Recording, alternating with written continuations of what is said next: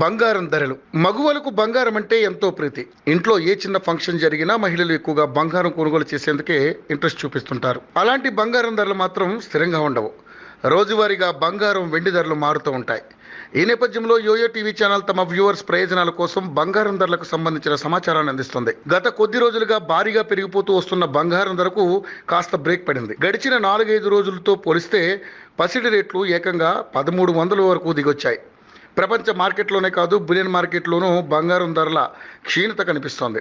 దేశవ్యాప్తంగా గురువారం 24 క్యారెట్ల 10 గ్రాముల బంగారం ధరపై 10 తగ్గి 71,500కు చేరుకుంది.